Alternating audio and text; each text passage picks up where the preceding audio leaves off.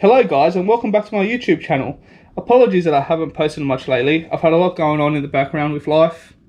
It's a stinking hot day here in Sydney. It's currently about 35 degrees and it's about 8:15 in the evening. Anyways, it was my birthday recently and I got gifted a set of Bonamici Rear Sets for my birthday from my beautiful fiance. Can I just say, wow, they are great.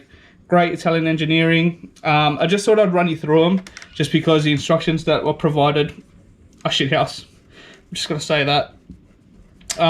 Basically, what you guys are looking at right now is the gear side. Pretty straightforward, to be honest. You got two 5 bolts here, two 5mm bolts here.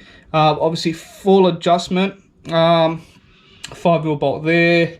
And obviously, a peg as well. The only thing I can recommend and say is just make sure you torque everything to spec. Make sure you torque everything to spec and put Loctite on everything. The only thing I will probably say is that this rod here, the stock standard one, I think it's just a bit too long for the resets. Be good if they just shortened it, just because on this part here and this thread here, there's not much thread holding that on. It should be fine. Shouldn't really have an issue, but anytime I tried to adjust it, this would just sit way too low for my liking. I've pretty much got it to where I'm happy with. I'm yet to ride the bike, but I have sat on it with the stand and the bike turned on. I can change gears. I have no issues with that. Yeah, can't wait to get it out. It should be good. Alright guys, this is the brake side, rear brake side, sorry. Pretty easy to do as well. Anything to look out for? Well, firstly, this is a rear brake switch. Obviously, because they're a racing rear set, they're not really worried about rear brake light. But I believe to achieve this, to get a rear light working, is you get a banjo bolt, and I think it goes in between here, and it works as a pressure switch so your light comes on. For anyone installing these, the only thing I would suggest is this is the exhaust bracket.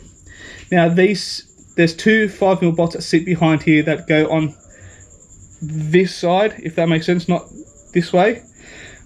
Make sure you put them on first, just because I missed that step and basically I had to take the whole reset off again, which wasn't too bad of a job, but just a bit annoying.